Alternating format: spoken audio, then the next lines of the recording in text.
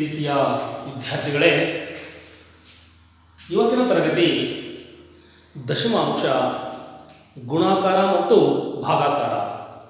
ನಾವು ಈ ಹಿಂದಿನ ತರಗತಿಯಲ್ಲಿ ಸಂಕಲನ ಮತ್ತು ವ್ಯವಕಲನದ ಬಗ್ಗೆ ಅನೇಕ ಸಮಸ್ಯೆಗಳನ್ನು ಬಿಡಿಸಿದ್ವಿ. ಈಗ ದಶಮಾಂಶ ಗುಣಾಕಾರ ಭಾಳ ಈಸಿಯಾಗಿ ಸಾಮಾನ್ಯ ಸಂಖ್ಯೆ ಅಥವಾ ಪೂರ್ಣ ಸಂಖ್ಯೆಗಳೊಂದಿಗೆ ಗುಣಾಕಾರ ಮಾಡಬೇಕಾದಾಗ ಯಾವ ವಿಧಾನ ಅನುಸರಿಸ್ತೀವೋ ಅದೇ ವಿಧಾನದಲ್ಲಿ ಮಾಡಿ, ಆದರೆ ಪಾಯಿಂಟ್ಗಳನ್ನ ಕೊಡಬೇಕಾದಾಗ ಯಾವ ರೀತಿ ಸ್ವಲ್ಪ ಕಲ್ತ್ಕೊಂಡ್ಬಿಟ್ರೆ ಸಾಕು, ಇದೇನು ಬದಲಾವಣೆ ಇರೋದಿಲ್ಲ. ಆದರೆ ಭಾಗಾಕಾರದಲ್ಲಿ ಮಾತ್ರ ಸ್ವಲ್ಪ ಬದಲಾವಣೆಯನ್ನು ನಾವು ಮಾಡಿಕೊಂಡು ಮಾಡಬೇಕಾಗುತ್ತೆ. ಹಾಗಾದರೆ ಇಲ್ಲಿ ನೋಡ್ತಾ ಹೋಗೋಣ. ಈಗ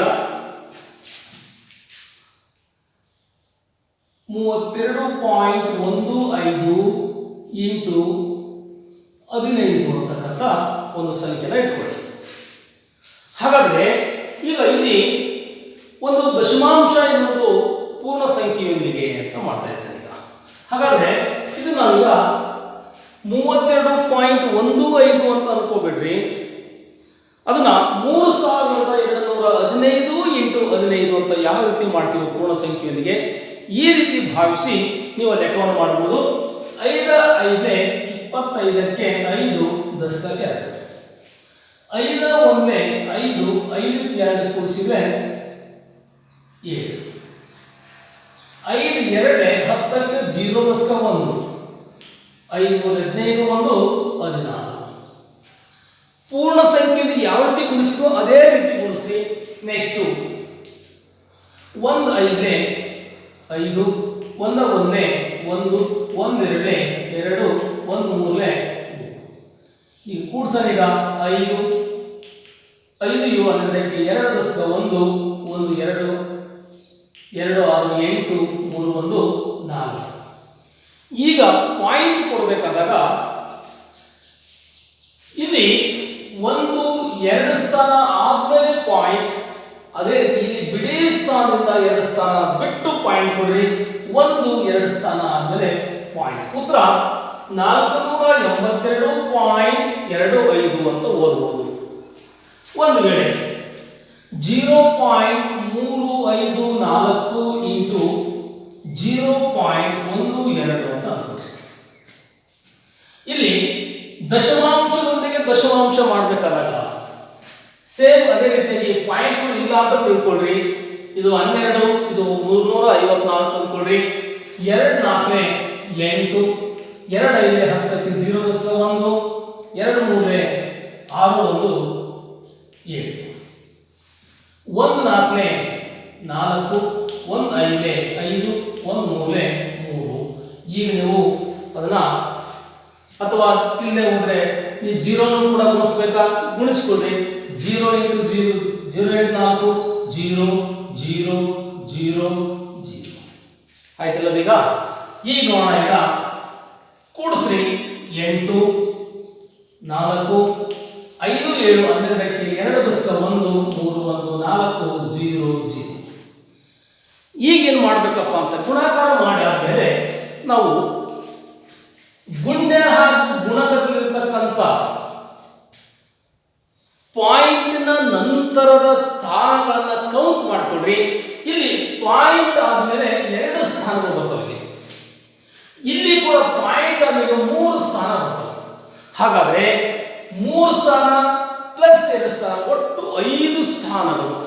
ಹಾಗಾಗಿ ಬಿಡಿ ಸ್ಥಾನ ಕಡೆಯಿಂದ 5 ಸ್ಥಾನನ ಎಣಿಸ್ಬಿಟ್ಟು ಪಾಯಿಂಟ್ ಕೊಡ್ರಿ. 1 2 3 4 5. ಆಫ್ಟರ್ 5 ಅಂದ್ರೆ 0.0428 ಅಂತ ಹೇಳಬಹುದು.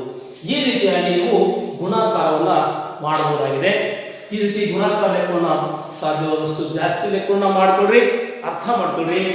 ಒಟ್ಟು ಪಾಯಿಂಟ್ ಕಟ್ಟೋದನ್ನು ಮಾತ್ರ ಅರ್ಥ ಮಾಡ್ಕೊಂಡ್ರೆ ಸಾಕು ಇದರಲ್ಲಿ. ಹಾಗಾದ್ರೆ ಅತಿ ಹೆಚ್ಚು ಅಂತಂದ್ರೆ ಭಾಗಾಕಾರವನ್ನ ನೋಡ್ತಾ ಹೋಗೋಣ.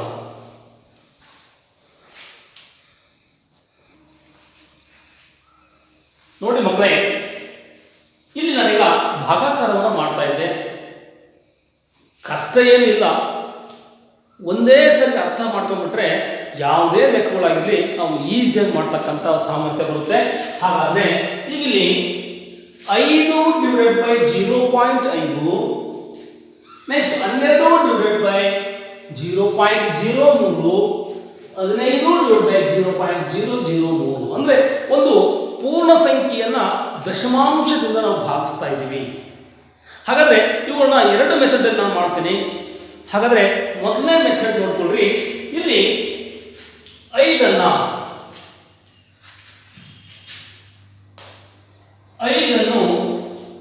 0.5ರಿಂದ ಭಾಗಿಸಬೇಕು. ಆದ್ರೆ ಭಾಗಾಕಾರ ಮಾಡಬೇಕಾದಾಗ ನಾವು ಎರಡನ್ನೂ ಕೂಡ ಪೂರ್ಣ ಸಂಖ್ಯೆಯನ್ನ ಎರಡನ್ನೂ ಕೂಡ ದಶಮಾಂಶಕ್ಕೆ ಅಂದ್ರೆ ಏಕಮೂಲಮಾನ ಪದ್ಧತಿಗೆ ಹೋಗೋಣ. ನಾವೀಗ ನಾನು ಈ ಹಿಂದಿನ ತರಗತಿಯಲ್ಲಿ ಹೇಳಿದಂತೆ ಯಾವುದೇ ಒಂದು ಪೂರ್ಣ ಸಂಖ್ಯೆಯ ದಶಮಾಂಶ ರೂಪ 0.0 ಆಗಿರುತ್ತೆ. ನೋಡಿ, ಉದಾಹರಣೆ 5 ಅಂದ್ರೂ ಅಷ್ಟೇ 5.00 ಅಂದ್ರೂ ಒಂದೇ, 10 ಅಂದ್ರೂ ಅಷ್ಟೇ 10.00 ಅಂದ್ರೂ ಅಷ್ಟೇ, ಅಥವಾ 100 ಅಂದ್ರೂ ಅಷ್ಟೇ 100.00 ಅಂದ್ರೂ ಒಂದೇ. ಆದ್ರೆ ಯಾವುದೇ ಒಂದು ಪೂರ್ಣ ಸಂಖ್ಯೆ, ಉದಾಹರಣೆಗೆ 25 ಅಂದ್ರೂ ಅಷ್ಟೇ 25.0 ಅಂದ್ರೂ ಕೂಡ ಒಂದೇ. ಅಂದ್ರೆ ಯಾವುದೇ ಒಂದು ಪೂರ್ಣ ಸಂಖ್ಯೆಯ ದಶಮಾಂಶ ರೂಪ 0.0 ಆಗಿರುತ್ತೆ. ಹಾಗಾಗಿ ಇಲ್ಲಿ ಪೂರ್ಣ ಸಂಖ್ಯೆ ಇತ್ತು, ಒಂದು ದಶಮಾಂಶ ಇತ್ತು. ಹಾಗಾದಾಗ ಈಗ ಇದನ್ನು ಕೂಡ ನಾನೇನ್ ಮಾಡ್ತೀನಿ ಅಂದ್ರೆ ಅದನ್ನು ಕೂಡ ನಾನೇನ್ ಮಾಡ್ತೀನಿ, ಈಗ ದಶಮಾಂಶ ಪರಿವರ್ತನೆ ಮಾಡ್ತೀನಿ. ಹಾಗಾದ್ರೆ 5 ಅಂದ್ರೂ ಅಷ್ಟೇ 5.0 ಅಂದ್ರೂ ಕೂಡ ಒಂದೇ, 5 ಅಂದ್ರೂ ಒಂದೇ, 5.0 ಅಂದ್ರೂ ಒಂದೇ.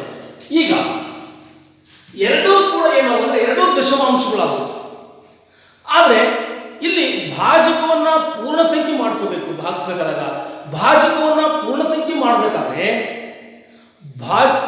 ಪೂರ್ಣ ಸಂಖ್ಯೆ ಮಾಡ್ಕೊಳ್ಳೋಕೆ ಎಷ್ಟು ಸ್ಥಾನಕ್ಕೆ ನಾವು ಮುಂದಕ್ಕೆ ಹಾಕ್ತೀವೋ ಅಷ್ಟೇ ಸ್ಥಾನವನ್ನ ಭಾಜ್ಯದಲ್ಲಿಯೂ ಸಹ ಮುಂದಕ್ಕೆ ಹಾಕಬೇಕು. ಅಂದ್ರೆ ಇಲ್ಲಿ ನೋಡಿ, ಇದು 0.5 ಐತಿ.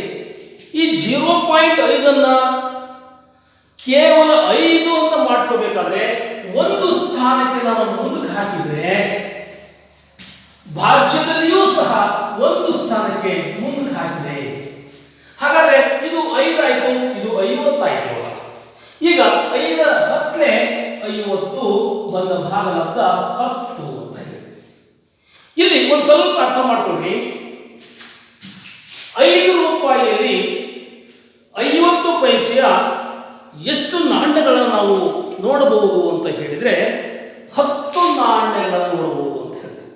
ಹಾಗಾದ್ರೆ ಈ ರೀತಿಯಾಗಿ ನಾವು ದಶಮಾಂಶದಲ್ಲಿರ್ತಕ್ಕಂಥ ಸಂಖ್ಯೆಗಳನ್ನ ಈ ರೀತಿ ಮಾಡಬಹುದು. ಅದರ ಜೊತೆಗೆ ಇಲ್ಲಿ ನೋಡೋಣ, 12 0.03ರಿಂದ ಭಾಗಿಸ್ತಾ ಇದೆ. ಈಗ ಇಲ್ಲಿ 12 ಪೂರ್ಣ ಸಂಖ್ಯೆ ಐತಿ, ಅದನ್ನು ದಶಮಾಂಶಕ್ಕೆ ಮಾಡ್ರಿ. ದಶಮಾಂಶಕ್ಕೆ ಮಾಡಿದಾಗ 0.000 ಎಷ್ಟು ಸೊನ್ನೆ ನೋಡಿ, ಪಾಯಿಂಟ್ ನಂತರ ಎಷ್ಟು ಸೊನ್ನೆ ಕೊಟ್ಟರು ಆ ಸೊನ್ನೆಗೆ ಬೆಲೆ ಇರೋದಿಲ್ಲ ಅಂತ ನಾನು ನಿನ್ನೆ ಮೊನ್ನೆ ಪ್ರತಿದಿನ ಹೇಳ್ತಾನೆ ಬರ್ತೀನಿ ನಾನೀಗ. ಹಾಗಾದ್ರೆ 0.00 ಅಂದ್ರೂ ಅಷ್ಟೇ, 12 ಅಂದ್ರೂ ಒಂದೇ. ಈಗ ಈ ಭಾಜಕದಲ್ಲಿರ್ತಕ್ಕಂಥ ಅಪೂರ್ಣಾಂಕ ಅಥವಾ ದಶಮಾಂಶ ಸಂಖ್ಯೆಯನ್ನ ಪೂರ್ಣ ಸಂಖ್ಯೆ ಮಾಡ್ಕೊಳ್ಳಿಕ್ಕೆ ಎಷ್ಟು ಸ್ಥಾನಕ್ಕೆ ಮುಂದಕ್ಕೆ ಹಾಕಿದಾಗ ಸಂಪೂರ್ಣ ಪೂರ್ಣ ಸಂಖ್ಯೆ ಆಗುತ್ತೆ. ಈಗ ನೋಡಿ, ಇಲ್ಲಿ 2 ಸ್ಥಾನ ಬಿಟ್ಟು ಪಾಯಿಂಟ್ ಕೊಟ್ರೆ ಈಗ ಇದು 3 ಸ್ಥಾನವೇ, ಇದು 3 ಪೂರ್ಣ ಸಂಖ್ಯೆ ಆಯಿತು. ಅಂದ್ರೆ ಈ ಒಂದು ದಶಮಾಂಶವನ್ನ ಸ್ಥಾನವನ್ನ ಪೂರ್ಣ ಸಂಖ್ಯೆ ಮಾಡ್ಕೊಳ್ಳಿಕ್ಕೆ 2 ಸ್ಥಾನಕ್ಕೆ ನಾವು ಮುಂದಕ್ಕೆ ಹಾಕಿದಾಗ ಅದೇ ತರನಾಗಿ ಭಾಜ್ಯದಲ್ಲಿಯೂ ಸಹ ಅಷ್ಟೇ ಸ್ಥಾನವನ್ನು ಮುಂದಕ್ಕೆ ಹಾಕಬೇಕು. ಹಾಗಾದ್ರೆ ಇಲ್ಲಿ 2 ಸ್ಥಾನ ಹಾಕಿದ್ರೆ ಇಲ್ಲೇ ಕೂಡ 2 ಸ್ಥಾನ ಆದ್ಮೇಲೆ ಪಾಯಿಂಟ್ ಕೊಟ್ಕೊಡ್ರಿ.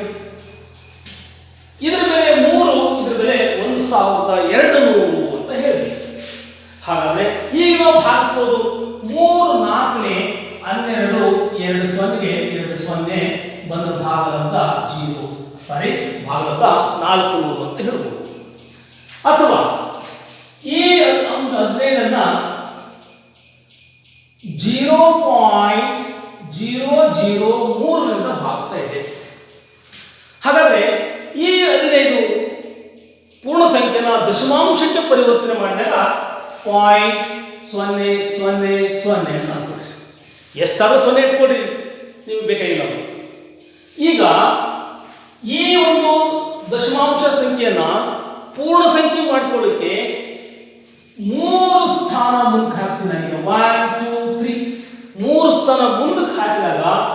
ಅದು ಪೂರ್ಣ ಸಂಖ್ಯೆ ಆಯಿತು, ಕೇವಲ 3 ಅಂತ ಹೇಳ್ತೀವಿ ನಾವೀಗ. ಹಾಗಾದ್ರೆ ಭಾಜಕದಲ್ಲಿರ್ತಕ್ಕಂಥ ಸಂಖ್ಯೆಗೆ ನಾವು 3 ಸ್ಥಾನಕ್ಕೆ ನಾವು 1 ಪಾಯಿಂಟ್ ಕೊಟ್ಟಾಗ ಭಾಜ್ಯದಲ್ಲಿಯೂ ಸಹ 3 ಸ್ಥಾನ ಆದ್ಮೇಲೆ ಪಾಯಿಂಟ್ ಕೊಡಬೇಕು. 1 2 3 ಇಲ್ಲಿ ಬಂದು ಪಾಯಿಂಟ್ ಇದೆ. ಹಾಗಾದ್ರೆ ಇದರ ಬೆಲೆ 15,000 ಅಂತ ಹೇಳಿದ್ವಿ. ಹಾಗಾದ್ರೆ 3 5 15, 3 0ಗೆ 3 0 ಶೇಷ 0 ಒಂದು ಭಾಗದ 5,000 ಅಂತ ಹೇಳ್ಬೋದು. ಇದು ಒಂದು ಮೆಥಡ್ ಇದೆ. ಇಲ್ಲದೆ ಹೋದ್ರೆ ನಾವು ಅದನ್ನ ಭಿನ್ನರಾಶಿ ರೂಪದಲ್ಲಿ ಅದನ್ನು ಭಾಗಿಸಬಹುದು. ಈಗ ನೋಡಿ, ಉದಾಹರಣೆಗೆ ಇಲ್ಲಿ 5 ಡಿವೈಡೆಡ್ ಬೈ 0.5 ಅಂತ ಹೇಳಿದೆ. ಈಗ ಇದು ಭಿನ್ನರಾಶಿ ರೂಪದಲ್ಲಿದೆ. ಈಗ ಹಾಗಾದ್ರೆ ಇಲ್ಲಿ ಏನಾಯ್ತು ಇವಾಗ, ಈ ಒಂದು ಪಾಯಿಂಟ್ ಅನ್ನು ಪೂರ್ಣ ಸಂಖ್ಯೆ ಮಾಡಿಕೊಳ್ಳಿಕ್ಕೆ ಪಾಯಿಂಟ್ ಅನ್ನ ಮುಂದಕ್ಕೆ ಹಾಕಿದಾಗ ಇಲ್ಲಿಯೂ ಕೂಡ ಒಂದು 0 ಕೊಟ್ಟು ಪಾಯಿಂಟ್ ಅನ್ನು ಮುಂದಕ್ಕೆ ಹಾಕಿದ್ವಿ. 5 1 5 10 10 ಉತ್ತರ ಸರಿ ಬಂತು. ಹೌದಾ? ಅದೇ ರೀತಿಯಾಗಿ 12 ಬೈ 0.03 ಅಂತ ಇದೆ. ಹಾಗಾದ್ರೆ ಇಲ್ಲಿ ಕೂಡ ಅಷ್ಟೇ, ಇಲ್ಲಿ ನಾವು ಪೂರ್ಣ ಸಂಖ್ಯೆಯನ್ನ ನಾವೇನ್ ಮಾಡಿದ್ವಿ, ದಶಮಾಂಶ ರೂಪಕ್ಕೆ ಪರಿವರ್ತನೆ ಮಾಡ್ಕೊಂಡ್ವಿ. ಇನ್ನೂ ಒಂದು 2 0 ಕೊಡಿತಾ ಫಲ.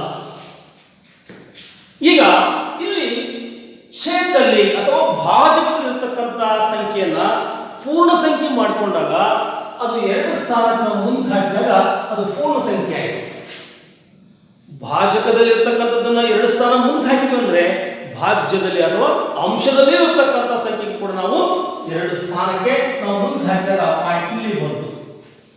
12,000 ಪಾಯಿಂಟ್ 00 ಅಂದ್ರೂ ಅಷ್ಟೇ, ಇಲ್ಲ ಅಂದ್ರೂ ಅಷ್ಟೇ. ಇಲ್ಲಿ 00 ಕಟ್ಟಿದ್ರು ಅಷ್ಟೇ, ಇಲ್ಲ ಅಂದ್ರೂ ಕೂಡ ಒಂದೇ ಲೆಕ್ಕಲ್ಲ. ಈಗ ಇದು ಪೂರ್ಣ ಸಂಖ್ಯೆ 3, ಇದು 1,200. ಈಗ 3 1 3 4 12, 2 0ಗೆ 2 0 ಈಸ್ ಈಕ್ವಲ್ ಟು 400 ಅಂತ ಹೇಳಿದೆ. ಒಂದು ಉತ್ತರ ನಮಗೆ. ಅದೇ ರೀತಿಯಾಗಿ ಇಲ್ಲಿ ಈಗ 15 ಡಿವೈಡೆಡ್ ಬೈ 0.003 ಅಂತ ಇದೆ. ಇಲ್ಲಿ ಕೂಡ ಅಷ್ಟೇ, ನಾವು ಪೂರ್ಣ ಸಂಖ್ಯೆ ಮಾಡ್ಕೊಳ್ಳಿಕ್ಕೆ 3 ಸ್ಥಾನ ಮುಂದಕ್ಕೆ ಹಾಕಿದ್ರೆ ಭಾಜ್ಯದಲ್ಲಿಯೂ ಸಹ 3 ಸ್ಥಾನ ಮುಂದಕ್ಕೆ ಹಾಕಬೇಕು, ಅಲ್ಲಿ ಪಾಯಿಂಟ್ ಕೊಡಬೇಕು. ಹಾಗಾದ್ರೆ 3 1 3 5 3 0ಗೆ 5,000 ಅಂತ ಹೇಳ್ಬೋದು. ಹೌದಾ? ಈ ರೀತಿಯಾಗಿ ದಶಮಾಂಶನ ಮಾಡಬಹುದು. ಇನ್ನೊಂದು ಲೆಕ್ಕ ತೋರಿಸ್ತೀನಿ ನಾನೀಗ. ಈಗ ಕೇವಲ ನಾವು ಒಂದು ಪೂರ್ಣ ಸಂಖ್ಯೆನ ನಾವು ದಶಮಾಂಶದಿಂದ ಭಾಗಿಸ್ತೀವಿ, ಬಟ್ ಆದರೆ ದಶಮಾಂಶದ ಹೇಗೆ ಭಾಗಿಸೋದು? 0.543 ಡಿವೈಡೆಡ್ ಬೈ 0.005 ಅಂತ ಅನ್ಕೊಳ್ಳಿ. 0.5 ಆಗಿದೆ, ಜಾಸ್ತಿ ಬೇಡ, 0.5 ಆಗಿದೆ. ಇವೆರಡು ಕೂಡ ದಶಮಾಂಶವನ್ನು ದಶಮಾಂಶದಿಂದ ಭಾಗಿಸಬೇಕು ಆದಾಗ ನಾವು ಭಿನ್ನರಾಶಿ ರೂಪದಲ್ಲಿ ಅದನ್ನು ಮಾಡಿ ಅಥವಾ ಭಾಗ ರೂಪದಲ್ಲಿ ಅದನ್ನು ಮಾಡ್ಕೊಡ್ರಿ. ಈಗ 0.543 ಡಿವೈಡೆಡ್ ಬೈ 0.05. ನಾವು ಫಸ್ಟ್ ಮಾಡಬೇಕಾಗಿರೋದು ಭಾಜಕ. ನೆನಪಿಟ್ಕೊಳ್ರಿ, ಭಾಜಕ ಒಂದು ಪೂರ್ಣ ಸಂಖ್ಯೆ ಆದ ಸಾಕು. ಭಾಜಕವನ್ನು ಪೂರ್ಣ ಸಂಖ್ಯೆ ಮಾಡ್ಕೊಳ್ಳಿಕ್ಕೆ 2 ಸ್ಥಾನ ನಾವು ಮುಂದೆ ಹಾಕಿದ್ರೆ ಭಾಜ್ಯದಲ್ಲಿಯೂ ಸಹ 2 ಸ್ಥಾನಕ್ಕೆ ನಾವು ಮುಂದೆ ಹಾಕಬೇಕು. ಇಲ್ಲಿ 2 ಸ್ಥಾನಕ್ಕೆ ಹಾಕಿದ್ವಿ, ಇಲ್ಲಿ ಕೂಡ 2 ಸ್ಥಾನಕ್ಕೆ ಮುಂದೆ ಹಾಕಬೇಕಷ್ಟೇ. ಇನ್ನು ಮುಂದೆ ಅಂಕಿಗಳು ಬರ್ತಾವೆ ನಿಮಗೆ ಈಗಲ್ಲಿ. ಹಾಗಾದ್ರೆ ಈಗ ನೋಡೋಣ, ಇದು ಪೂರ್ಣ ಸಂಖ್ಯೆ ಆಯಿತು, ಅದು ದಶಮಾಂಶ ಇರಲಿ, ತಪ್ಪೇನಿಲ್ಲ. ಭಾಜ್ಯದಲ್ಲಿ ದಶಮಾಂಶದ ನಮಗೆ ಸಂಬಂಧ ಇಲ್ಲ, ಭಾಗಿಸಬಹುದು. ಈಗ 5 1 5 ಅಥವಾ 5 10 54. ಈ ಪಾಯಿಂಟ್ ಅನ್ನ ಹೊರಗೆ ಹಾಕಿದಾಗ ಮೇಲಿನ 3 ಕೆಳಗೆ ಬರುತ್ತೆ. ಈಗ 5 8 40 3 ಶೇಷ ಉಳಿತು. ಮತ್ತೆ ಹೋಗಲ್ಲ, ಒಂದು 0 ಕಟ್ಟಿಕೊಂಡಿವಿ. ಈಗ 5 6 30 ನಿಶೇಷವಾಗಿ ಭಾಗ. ಒಂದು ವೇಳೆ ಸರ್ ನಾವು ಮಾಡಿದ ಲೆಕ್ಕ ಸರಿನೋ ಅದು ತಪ್ಪು ಅಂತ ನಾವು ಪರೀಕ್ಷೆ ಮಾಡಬೇಕು ಅಂತಂದ್ರೆ ಇದಕ್ಕೆ ಒಂದು ವಿಧಾನ ಇದೆ. ಏನಪ್ಪ ಅಂತ ಹೇಳಿದ್ರೆ, ಭಾಜ್ಯ ಭಾಗಲಬ್ಧ ಇಂಟು ಭಾಜಕ ಭಾಜಕ ಪ್ಲಸ್ ಶೇಷವನ್ನು ಕೂಡಿಸಿದ್ರೆ ನಮಗೆ ಭಾಜ್ಯ ಗೊತ್ತಾಗಿರುತ್ತೆ, ಹೌದು ಅಲ್ವೋ ಅಂತ. ಹಾಗಾದ್ರೆ ನೋಡ್ತಾ ಹೋಗೋಣ ನಾವೀಗ. ಇಲ್ಲಿ ಭಾಗಲಬ್ಧ 10.86 ಇಂಟು 5 ಗುಣಾಕಾರ ಮಾಡೋಣ. ಓಕೆ, ಈಗ 5 ಅಂದ್ರೆ 30ಕ್ಕೆ 0 5 ಎಂಟ್ಲೆ 40 3 43ಕ್ಕೆ 3 4 5 0 0 4ಕ್ಕೆ 4 5 ಒಂದೇ 5 ಆಯ್ತಾ. 5430 ಬಂತು. ಆದ್ರೆ ಇಲ್ಲಿ ಏನಾಯಿತು, 2 ಸ್ಥಾನ ನಂತರ ಪಾಯಿಂಟ್ ಇದೆ, 2 ಸ್ಥಾನ ನಂತರ ಪಾಯಿಂಟ್ ಕೊಡಿ. 54.30 ಅಂದ್ರೂ ಅಷ್ಟೇ 0 ಇಲ್ಲ.